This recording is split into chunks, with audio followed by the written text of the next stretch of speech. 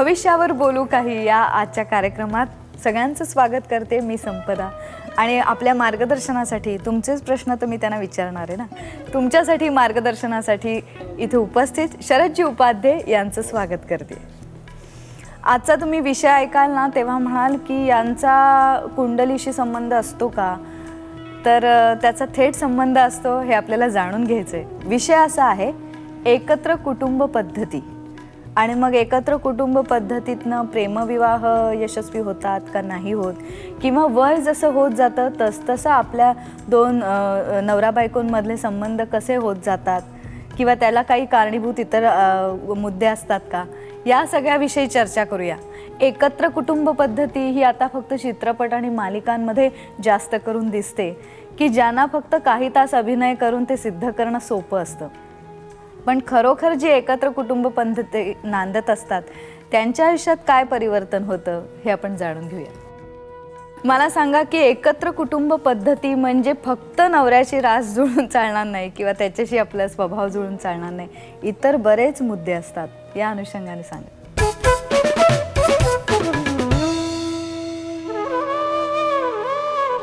राशींवर सुद्धा कळतं की कर्क राशीच्या मुलीला एकत्र कुटुंब पद्धती फार आवडते। रसिक प्रेक्षक सगळे माझ्या घरचे समजतोय, माझ्या घरचं उदाहरण देतो। मी कर्क राशीवर फार प्रेम करतो म्हणून मी माझा जोडीदार कर्कवाला पाहिजे, मी थांबलो होतो। माझी सून पण कर्क राशीची असावी, मग समजा हट्ट नाही, हट्ट मुलाने करायचा, पण माझी अपेक्षा होती आणि बरोबर तसं झालं। तर मी जेव्हा माझ्या सुनेला सांगितलं की अरे तुम्ही दोघे आता इथे आनंदाने संसार करा, हा काळ आहे, हा तुमचा आहे, तर ते नाही नाही बाबा आपण एकत्रच राहायचं। तर मी म्हटलं बघ, उद्या जो नवरा ऑफिसमधनं आला त्याला पटकन वाटलं तुझी चेष्टा करावी आणि आम्ही दोघे समोर बसलो आहे, तर तुम्ही तसं काय ना आम्ही काय तुमच्या समोर पण करू असं ते बोलली माझ्याकर। पण आम्ही जेव्हा म्हटलं की लोखंडवाल्यामध्ये माझा फ्लॅट आहे तिथे मी जातो, तर तिने नाही म्हणून सांगितलं 8 तासाने। आता एक कारण असं असेल की मी स्वतः खूप प्रेम करतो त्यांच्यावर, थोडंसं विषयांतर करून सांगतो की ही ओटी भरणं हा जो प्रकार असतो ना, त्याला मी माझ्या सोनबाईला नरसोबाच्या वाडीला नेलो आणि तिला म्हटलं तू नावेत बस, नावेत बसून ओटी भरायची म्हणजे बाळाला पाण्याची भीती वाटत नाही असं शास्त्र आहे। आणि त्या तीरावरून त्या तीरावर सगळं सागर संगीत आम्ही सगळे गेलो।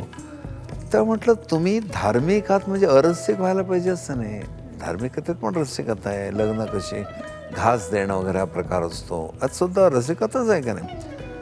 आणि मग आजही तसं बघायला गेलं तर केवळ कर्केचे आहे म्हणून, पण मीच वृश्चिकवालीला सांगितलं असतं तर हो चालेल ना बाबा तुम्ही तिकडे रामेरा म्हणली पण असते, कारण त्या मुलीला एक माणसं खूप असावी अशी वाटतात वगैरे। दुसरं एक उदाहरण देतो की धनुराशीच्या मुली कधी कधी खूप घाबरट असतात, हे खूप ज्योतिषांना पण माहिती नसेल, पुरुष का नाही थोडं वेगळं शास्त्र आहे। धनुराशीच्या मुलींना इमॅजिनरी फिअर्स फार असतात, मग त्याच्या बसल्या ना कधी कधी आपण टी व्ही बंद करतो तर टी व्हीतून आवाज येतो ना, तसं ना एकदम वाटतं काहीतरी आहे, ते घाबरून जातात एकदम, असं पण घडलेलं आहे। इमॅजिनरी म्हणजे इतका अंधार पडला की त्यांना काय काय वाटायला लागतं, चाळीत कोणतरी वारला ना की त्यांना सारखं वाटतं ह्याचं ते फिरत असणार, मग लिफ्टमध्ये नको बा असणार बाजूला। हा ती मुलगी एकत्र कुटुंब पद्धती प्रेफर करते, पाहिजे कोणतरी आपल्या आजूबाजूला, आलंच भूत तर मग हे पण असं बरंच गमती आहे।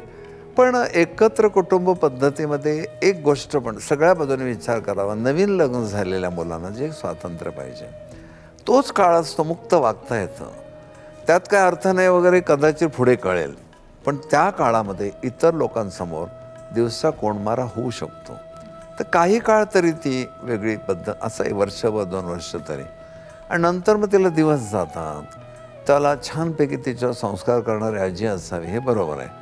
पण त्या उभयतांचा विचार करता लग्न झाल्यावर जर ते म्हणाले 1 वर्ष 2 वर्ष आम्ही वेगळे राहतो तर ते खूप आदर्श होईल, आणि एरवी मग सगळे लोक एकत्र असले तर कितीतरी कामही मिळून मिसळून होऊ शकतात। पण म्हणजे आता तुमच्या विचाराने ठोसपणे अर्थ लावायचं म्हटलं तर तुम्ही विभक्त राहूनही मनाने एकत्र राहू शकता, ज्याच्यामुळे ते नातं चांगलं राहू शकतं, आणि एकत्र राहून एकमेकांची धरपकड ओरबाडण्यापेक्षा मग असं वेगळं राहून एकत्र राहून जे ओरबाडतात ते विभक्त राहून मनाने ओरबाडतच असणार एकमेकांना. मग ज्याचं खरं प्रेम आहे ना, तुम्ही सासूला आई म्हणताना तुम्ही आईप्रमाणे वागा, तिला अपील होईल. म्हणजे सून आईसारखी मुलीसारखी वागते, पण मुली तोंड देखील आई म्हणतात. आणि कधी कधी बघ आपल्याला कळतं खूप त्रास होतो सोन्याला. पण हे सगळं राशींवरही अवलंबून आहे. सासू वृश्चिक राशीची असेल तिची रिॲक्शन वेगळी. ॲस्ट्रॉलॉजी शिकल्यावर समजा मी मुलगी असतो आणि ॲस्ट्रॉलॉजी शिकलेली आहे ना, मी घरातल्या प्रत्येक माणसाला ॲडजस्ट केलं असतं.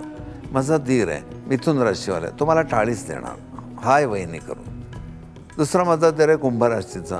तर कुंभ राशीचे लोक इतके डिसेंट असतात की एखादी मुलगी आंघोळ करत असेल बाथरूममध्ये आणि मोठं होल असेल दरवाजाला, तर तो डोळे नाही लावत, कान लावतो, कारण ती आतनं गात असते. ही पण एक डिसेन्सी त्यांच्यामध्ये असते. मग हा कोण आहे? तर मेषवाला आहे, जरा भडकू आहे, ह्याला फार याच्याशी गमती नाही करायच्या. हा कर्कवाला आहे, हा माझा धीर नाही, माझा मित्रच आहे, असं ॲक्सेप्ट करता येतं. पण प्रत्येकाला ते जमतं असं नाही. आणि कधी कधी घरातले लोक नको इतकं इंटरफेअर करतात, ते करू नये. मी एक नेहमी विचार करतो, मुली घरदार सोडून येतात, आईवडिलांना सोडून येतात, किती त्या मुलींना हळवं होत असलं पाहिजे. आणि त्यात हे सासरचे लोक जर दादागिरी करायला लागले तर शरम वाटले पाहिजे त्यांना. ह्या मुलीला छान वागवा ना, लक्ष्मी आहे ना ती माप ओलांडून आली आहे. माप ओलांडण्यात पण राशी असतात. मेष राशीच्या मुली माप ओलांडतात का फुटबॉल खेळतात तेच कळत नाही. असं त्यात पण राशी आहे तर सगळीकडे. असं जर तुम्ही तिला प्रेम दिलं तर मुली पहिल्यापासून बघतात. एक गंमत म्हणून प्रश्न विचार. काही लोक फुरसतीने घर बांधतात, त्यावेळेला वास्तुशास्त्राचा अभ्यास करून, सर्व दिशांचा अभ्यास करून बांधतात. तसं लग्न जमवताना आत्तापर्यंत तुमचा अनुभव आहे का की कोणी सासूची बघू, सासऱ्याची बघू, धीराची बघू, नवऱ्याची बघू आणि मग आता छान संसाराचं घर उभं राहणं? आपला माणूस आहे ना, त्याचीच आधी बघायला पाहिजे. आपला माणूस आपल्या मागे खंबीर उभा असेल, सासू कशी वागो, सासरा कसे वागो. पण काही पुरुषच असे असतात, जाऊ दे ग ती सहन कर, माझी आई आहे ना. हा बावळटपणाचा मग मुलींना राग येतो. माझ्यावर अन्याय होतो तिथे तू खंबीर उभं राहायला पाहिजेस. नवीन लग्न झालेल्या मुलींनी एक लक्षात ठेवा, थोडा वेळ जाऊ दे, सेटल होऊ दे, मग एकेकांना मैदानात घेऊया. पेशन्स ठेवलेला बरा. तुम्ही मुलींच्या बाजूने बोलताय. त्याचं कारण जास्तीत आहे, जास्त. कारण आहे मी खूप मानतो स्त्रीच्या कर्तृत्वाला, स्त्रीच्या अस्तित्वाला. अनुसूया मातेने एवढं प्रेम केलं अतिऋषींवर, इतकं व्यवस्थित उत्तम त्यांची साधना झाली. पण ते सोडून जेव्हा गेले तर त्यांनी काय सुरेख धर्म सांगितला की मी तुला सोडून जातो, पण दत्तात्रेयांना तयार केलं आहे मी. दत्त त्यांचा मुलगा, दत्त, दुर्वासा आणि चंद्र. पण दत्तही जेव्हा जायला निघाले संन्यास घेऊन, तर म्हणाले आई तू माझी आई हे नंतर झालं, तुझा आत्मा आहे, आत्मधर्म पहिला आहे. तर आत्मदर्शन तुला झालं ना, आमची कर्तव्य संपली. कोणाला प्रत्येकजण एकटाच असतो तसा. आत्मधर्मासाठी आम्ही आता आपापल्या जागे, तू पण तशीच जा. आणि एक सुंदर वर्णन आहे, ते दोघे निघून गेल्यावर अनुसूया माता एकट्याच आल्या आश्रमामध्ये. आतड्याला पेळ पाडणारं वर्णन आहे दत्तप्रबोधामध्ये. पण त्या म्हणायला छान, माझा नवरा आणि मुलगा दोघांनी मला स्वयंभू केलं, सेल्फ रिअलायझेशन, आत्मदर्शन करून दिलं. एकेकाची एक लेवल असते त्याप्रमाणे. पण काही ठिकाणी अटळ आहे. सासू वृश्चिक, सोन वृश्चिक, तर दोन विंचुका प्रेमाने बोलतात, असं दिसेल का कधी? होणार तो प्रॉब्लेम. सांगा की प्रेमविवाहात हे आधी काही नसतं, पहिले नजरानजर असते, मग आवडणं असतं, स्वभाव पाहणं असतं. याच्यात कुंडलीचं प्रेम कधी जमतं? प्रेम सगळ्यांना जमत नाही. मी एक किस्सा फार पूर्वी सांगितला होता की पुण्याला एक मुलगा ज्योतिषाकडे जाऊन म्हणाला मला प्रेमात पडावं असं वाटतं. प्रेमात पडणं हा प्रोग्राम आहे का? नाही. ज्योतिषी कुठल्या राशीचा असेल तो त्याला म्हणाला प्रेमात यश मिळायला पाहिजे असेल तर शुक्र फार चांगला लागतो, तर तू शुक्राचा हिरा घाल. बघा 28,000 रुपये कॅरेट आज किंमत आहे त्याची, पण त्याला 25 सेंट म्हणजे 7,000 रुपयाचा हिरा घ्यायला लावला. म्हणाला की शुक्राचा रंग आकाशी निळ्या रंगाचे कपडे घाल, आणि शुक्रवारी मी तुला शुक्राचा होरा काढून देईन. तो तास असतो प्रत्येक घरावर अंमल. त्यावेळी तुझ्या घराच्या पूर्व दिशेला शुक्र आहे, म्हणून तू तिकडे जाऊन उभा राहा. त्या तासात तुला जी मुलगी आवडेल तिला हॅलो कर. ती एवढं गेलं तसं. ती बालगंधर्वची एरिया आली. बालगंधर्वच्या बाहेर तो उभा राहिला. एक मुलगी येताना दिसली त्याला. तुम्ही अलीकडची मुलं क्लिक होणे म्हणतात, त्याला क्लिक झाली ती.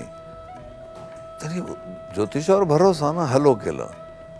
मुलांनी नेहमी लक्षात ठेवा, आपण हॅलो करून जर त्यांनी लक्ष दिलं नाही तर आपण डेंजर झोनमध्ये आहोत.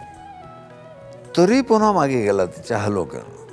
तिचे वडील बजरंग दलाचे कार्यकर्ते, भाऊ तिकडचा शाखा प्रमुख, दोघांनी आधी झोडल्यावर पोलिसने झोडला. आणि तो मला भेटायला मला म्हणाला की असं कसं चुकतं ज्योतिषांचं. म्हटलं मुली वाटेवर पडलेत का, हिरा घातला की लागल्या मागे. म्हटलं लक्षात ठेव, कुंडलीत एक प्रणयस्थान आहे, प्रेमाचं स्थान आहे. त्या स्थानात मंगळ हर्षल असले तर मार खाण्याचे योग असतात. म्हणून तुम्ही जेव्हा प्रेम प्रकरण करायला जाता तर काही होऊ शकतं, मार खाण्याची पण तयारी पाहिजे. मी तर म्हणतो चिलकत हेल्मेट काय ते जवळ ठेवलेलं बरं असतं. कारण पद्धत कशी आहे तुमची, तर एकदा गंमत अशी झाली होती की मी लोकांना सांगितलं, मेष राशीच्या मुलीला कोणी प्रेमाने मुलगा जरी म्हणाला की आय लव्ह यू, तर ती त्याला म्हणते आरशात तुझं थोबाड कधी बघितलंस का, इतकं स्ट्रेट फॉरवर्ड. आणि वृषभवाली म्हणते दुखवायला नको, कोण असेल. 8 दिवसापूर्वीच माझी एंगेजमेंट झाली. जर मला 8 दिवसापूर्वी विचारलं पण दोघे छान आनंदाने राहिलो असतो, तो हर्ट होत नाही. तो एक लक्षात घेतो, ती नाही म्हणली नाही मला. वृषभेच्या मुलींचे स्किल असतं, कौशल्य. तर असा प्रेमविवाहामध्ये गमती जमती घडतात. माझं म्हणणं असं की प्रेम ही भावना प्रत्येकाच्या हृदयात आहे, पण पुढाकार नेहमी पुरुष घेतात. Biologically male is active, female is passive. तर तो मुलगाच जाऊन तो तसं इंटरेस्ट. पण काही मुलं पुस्तकातनं चिठ्ठ्या पाठवतात, खाली लिहित नाही, म्हणजे वेळ आली तर मी नाही लिहिले. काही बहिणींकडनं पाठवतात, तेव्हा मुली चिडतात, तुला स्वतःला येत नाही. म्हणजे मुलींना असं स्पष्ट सांगितलेलं आवडतं. तिथे धनुराशीचे पुरुष काय सांगतात, एखादा मुलगा सांगतो, हे बघ मला तू आवडतेस, मी लग्नाचा मुलगा आहे, तू पण आहेस, तू नाही म्हणलीस तर मी राजाबाई टॉवर जाणार नाही जीव द्यायला, पण जर तुला मी बरा वाटलो तर आपण लग्न करेल, तू ते कळव मला, I am not in Hari, असं छान बोलून जातं. पण ही मुलं असे काय कायला करतात, तर त्या मुलीला मग राग येतो. तू बहिणीकडनं काय विचारतो, सरळ मला. एक मुलगी बस स्टॉप उभी होती, एका मुलाने असं हात उचलून हाताचं चुंबन घेतलं. ती म्हणाली माझ्या ओठाला काय लसणीचा वास येतो का, त्यालाच ओरडली ती. राशीवर अवलंबून असतं सगळं. प्रेम विवाह हा कर्केचा प्रकार आहे, प्रेम म्हटलं तर. आणि प्रणय हा वृषभेचा आविष्कार आहे. तर एखादी मुलगी आवडते म्हटल्यानंतर एक डेअरिंग पण पाहिजे ना जायचं, त्याला जोडीला मंगळ पाहिजे. शुक्राबरोबर मंगळ बलवान असेल तर तो अप्रोच बरोबर करू शकतो. पण तो बुध बलवान असेल तर तो गमती जमती करत प्रेम जमवेल. मंगळ बलवान असेल स्ट्रेट जाऊन विचारेल तिला. हर्षल बलवान असेल तर अटॅकच करेल. तो प्रेम नाही म्हणू नकोस, मी ॲसिड फेकेन तुझ्या तोंडावर, ते एक प्रकरण वेगळंच आहे. असं त्या प्रत्येकाच्या स्किलवर अवलंबून असतं. पण नॉर्मली आधी ओळख, मग परिचय, त्याच्यानंतर डिस्कशन. मग आम्ही आमच्या भाषेत म्हणतो बुध. आता ग्रहावर जेव्हा आपण बोललो ना त्याला बुधाच्या गमती जमती सांगेन. बुध म्हणजे चाचपणे, पलीकडची व्यक्तीला आपण आवडतो का. शुक्र म्हणजे जरा डेअरिंग येणे, हात धरणे इतकं, स्पर्श करणे इतकं डेअरिंग येणे. आणि पुढे मंगळ हर्षल म्हणजे समागम करणे, असं होतं ते.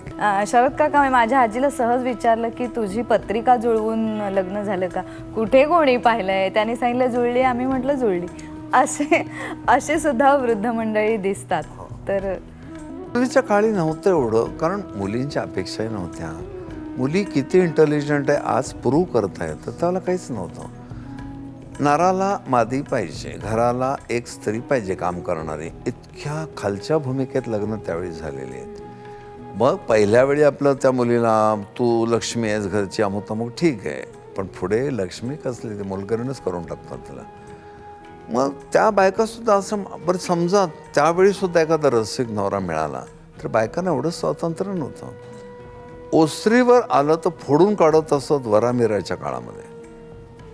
आज मुली हाय करून अंगावरच येत आहे एकदम दार उघडून. म्हणजे हा विचार केला तर आज मॅच मेकिंगचं जेवढं महत्त्व आहे तेवढं पूर्वी एक ठीक आहे तडजोड होते ना, अरे ठीक आहे. बायका बाळणपण वर्षावर्षाला होणाऱ्या पण बायका असायच्या. माझ्या माहितीत एक बाई आहे दादरला, त्यांना 14 मुलं आहेत. आणि कधीतरी प्रेमाने जर कोणाला सांगितलं ना ह्यांना 14 मुलं आहेत, अजून बघा तब्येत, तर त्या ओरडतात, 14 मुलं काय करतो, हे गेले म्हणून, असं पुढे पडतं. ज्यांचा प्रेमविवाह झालाय आणि अनेक काळ ते एकत्र राहिलेत. अशी मंडळी म्हणतात आम्ही आधी प्रेम केलं आणि नंतर लग्न केलं, तर काही मंडळी म्हणतात की आम्ही लग्न केलं पण नंतर प्रेमात पडलो. एकंदरीत त्यांचं यशस्वी सहजीवन हे उत्तर असतं. पण आता तुम्ही सांगा की याच्यात कुंडलीचा कुठे अभ्यास असतो की हे पुढपर्यंत नातं टिकून राहणार आहे? प्रेमाचं स्वरूप सुरुवातीला कसं होतं हे महत्त्वाचं आहे. प्रेमाचं स्वरूप जर शारीरिक आकर्षण एवढंच असेल तर ही टिकणारच नाही. का वृद्धापकाळ अटळ आहे, सुरकुत्या पडणार, शरीर थकणार. ही ॲक्सेप्ट जो करत नाही त्याचा कसला प्रेमविवाह? तो स्वार्थी प्रणयविवाह. पण जेव्हा अत्यंत उदात्त असं एकमेकावर अंतःकरणपूर्वक प्रेम असतं, ज्याला वि स खांडेकरांच्या भाषेत म्हणायचं हृदयाच्या गाभ्यातून उमललेलं फूल. हृदयाच्या गाभ्यातून उमललेलं प्रेम असतं, त्या आठवणी किती साठून जातात. पुष्कळांची शाळेतच लग्न म्हणजे ओळखी होतात, जमतात. माझ्या पाहण्यात एक मुलगा मुलगी आहे, त्यांचं 4थीपासून प्रेम प्रकरण होतं. मी म्हटलं अभ्यास केला की रे तुम्ही? ते तर करत होतो म्हणे, पण आम्ही एकमेकाच्या शेजारी बसायचो. आता इतका काळ एकमेकावर प्रेम करणाऱ्यांचं निसर्गता घट्ट नातं होतं. आणि त्यात पुन्हा राशी अशा आहेत, कर्क तूळ राशीचे मुलं भरे ॲग्रेसिव्ह नसतील, पण पत्नी आजारी पडली तिची शुश्रूषा करणं, सेवा करणं, कुठेतरी तिला लक्ष. माझ्या नवऱ्याने खूप सेवा केली माझी. तिथे पण बंद घट्ट होतात ना आपले. तर प्रत्येकाची राशी कुठली आहे, तो कुठल्या दृष्टीने बघतोय. एखादा वृषभवाला काय म्हणेल, त्याच्या बायकोनी मला त्या काळात खूप सुख दिलं पण नंतर काय झालं कळत नाही, अगदी थंड झाली. ते म्हणणं बरोबर नाही आहे. तुला त्या काळात जे प्रेम दिलं त्याचे परिणाम पण तिने भोगलेले आहेत, म्हणून निसर्ग स्त्रीला क्षमा करत नाही म्हटलेलं आहे. तर हे तू असं हार्ड अँड फास्ट एकाच याच्यावर ठरवता येणार. त्यांच्या राशी कुठल्या आहेत त्या. काही माणसं वृद्ध तो स्वीकारायलाच तयार नाही. आता हे माझे छान केस आहेत ना, तर मला कशाला काळे करायला पाहिजे? निसर्गाला पांढरे केस मंजूर आहेत. म्हणून एकदा एका बाईला दुसरी बाई एवढंच म्हणाली, तुझ्या मिस्टरली छान दिसतात का, उजळले तसं वाटतं. तर ते म्हणाले, हे बघ ते पहिल्यांदा कोळशाच्या खाणीत काम करत होते, आता पिठाच्या गिरणीत काम करतात. अशा पण वृश्चिकवाल्या बायका असतात नाही. पण तुम्ही बाह्य स्वरूपाला महत्त्व देत गेला तर प्रेम टिकणार नाही. माझ्यासाठी माझ्या जोडीदाराने काय खस्ता काढल्या आहेत ह्या आठवणी ताज्या ठेवल्या पाहिजेत. वेळ पडली तर लिहून ठेवावं. आणि मग लक्षात येतं की एक एक स्त्री एवढा त्याग करते, त्याचं मोल ज्याला कळतं त्या राशीवर जन्म घ्यायला लागतो. ज्या अशा भोगवादी राशी आहेत त्यांना हे कळत, त्यांचा वृद्धापकाळ वाईट जातो. उरला प्रश्न वृद्धापकाळातला सुद्धा सहजीवन. ते किती रसिकपणे ते उपभोगते दोघांच्या राशीवर अवलंबून आहे. वृषभाला जेवढा इंटरेस्ट घेईल तेवढी मकरवाली नाही घेणार. त्यामुळे आता कशाला झाली ना मुलं, त्यांची लग्न झाली. तुम्ही अगं पण मला सहवासाची गरज आहे, सहवास ठेवूया, पण आता शरीर सुख ह्या काळात शक्य नाही असं ती बोलेल. याची अपेक्षा वेगळी असेल. म्हणजे इतके वेगवेगळ्या राशींचे परम्युटेशन कॉम्बिनेशन केल्यावर वृद्धापकाळ कळतो. असं म्हणतात का हो की वयाची अमुक एक वर्ष ओलांडली आपण की पत्रिकेचा काही आपल्या आयुष्यावर असर नसतो, असं खरंच असतं? चुकीचं आहे. पुस्तकात दिले 28 वय झाल्यावर मंगळ बघू नये. एक जनरल कॉन्सेप्ट काय, 28 नंतर मनुष्य थंड कामी होतो. मग अवघे 500 वयमान का म्हटलं असतं? मला तरुण मुली असं सांगतात, मुलं परवडली, म्हातारे डेंजरस असतात. असं बसमधनं प्रवास करताना आणि गाडीतून असं मुली बोलतात सरळ. हे ऐकून गंमत वाटते, कारण बरेच गैरसमज असतात की जसं तुम्ही मंगळाच्या बाबतीत सांगितलं, जसं माझ्या मनात होतं की अनेक वयाच्या टप्प्यानंतर काही लागू होत नाही, सहजीवन हे त्याला उत्तर. पण खरोखर या प्रत्येक गोष्टीचा इतका बारकाईने या कुंडलीने विचार केला आहे. आपण आज इथेच थांबूया आणि उद्या कुठचा विषय घेऊन आपण भेटतोय ती उत्सुकता तशीच ठेवते, कारण तुमचा विषय हा कोणता निवडायचा हे तुमच्या प्रश्नांवर अवलंबून असतं. तेव्हा अशीच आपली देवाणघेवाण चालू राहू दे. आज थांबते. नमस्कार.